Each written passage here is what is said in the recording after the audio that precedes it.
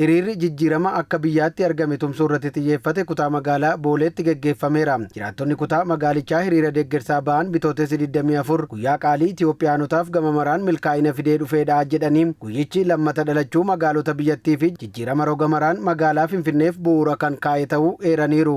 Yoo fudhanne naannoo Haduwaa jechuudha. Naannoo sana duriyyee baay'eetu jira. Namni darbuu hin danda'u. Fincaa'aan isaatiif namni darbuu hin danda'u. Finfinnee keessatti namni xurii isaa yookaan koosii isaatiif darbuu hin danda'u. Har'a garuu gaafa ilaalamu Niiwoorkii fakkaatti. Waggoota muraasa gidduutti Niiwoorkii fakkaatti. Kaballafuutti 8 ዓመታት waggoota 8 darban hojii babal'aatu hojjetame. Hojii akka magaalaa keenyaatti hojjetame kana namni kamuu ragaa ba'a. Hojii jijjiiramaan as hojjetame kanatti gammachuu koo ibsachuuf sa'a 11tiin ka'ee dhufe. Baay'ee hojii namatti toluu fi fayyadamummaa lammiilee qixa mirkaneessutu hojjetame. Hojii raawwachiisaa olaanaan kutaa magaalaa Boolee obbo Adfiraas Koorraa waggoottan 8 darban hojiilee hedduun faayidaa jiraattota magaalattii mirkaneessan hojjetamuu himanii jijjiirama kana tikfachaa hojii itti aanuuf tokkummaan cimnee hojjechuu qabnas jedhaniiru. Mooraan barnootaa haala gaariin akka ijaaramu barattootaaf akka ta'u haala gaarii hojjechaa turre dargaggoota baay'een hojiirra hin turre leenjinee dargaggoota kan akka leenji'an goone hojiitti akka galan goone jirra.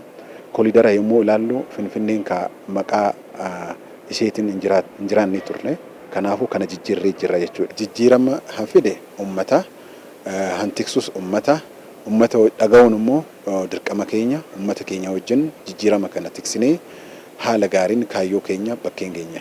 Haaluma wal fakkaatuun kutaa magaalaa Araadaattis hiriirri deeggarsaa injifannoo bitootessa 24 sababeeffachuun geggeeffameera. Jiraattonni kutaa magaalichaa hiriira kana irratti argaman yaada kennaniin injifannoon bitootessa 24 bara 2010 argameen magaalaan keenya ammayyaa'uun jiraattota isheef mijattuu ta'uu irra darbite tuuristoota addunyaa harkisaa jirti jedhan. ለውጦቹ በጣም የሚታይ jijjiiramni argame qabatamaan kan mul'atudha. Bakka oolmaa dargaggootaa dabalatee hojiilee hedduutu magaalaa keenya keessatti hojjetame. Keessattuu naannawaa Piyaasaa yookaan Birbirsa Gooroo yoo fudhanne hojii ajaa'ibaatu achitti hojjetame. Jijjiiramni argame dhuguma kun ta'uu danda'a kan nama jechisiisudha. Boriifis kana kan caalu akka abdannu kan nu taasisudha. መጋቢት 24ን ስናስብ በጣም ብዙ ነገር ማሰብ አለብን። bitootessa 24 wayita yaannu waan baay'ee yaaduu qabna. Sababni isaas jijjiirama magaalaa keenyaa kan argine bitootessa 24 booddeedha. Injifannoon bitootessa 24 bara 2010 argame magaalaa keenya ammayyaa'uun jiraattota isheef mijattuu ta'uurra darbite tuuristoota addunyaa harkisaas jirti. Kunis bu'uura jijjiiramaati. Hiriira deeggarsaa kutaa magaalaa Araadaa irratti argamuun ergaa kan dabarsan hoogganaan biiroo dargaggoo fi ispoortii magaalaa Finfinnee obbo Assagidau Abta Goorgis bitootessa 24 Itoophiyaanota akkasumas jiraattota magaalaa Finfinneef guyyaa hiikoo guddaa qabuudha jedhan.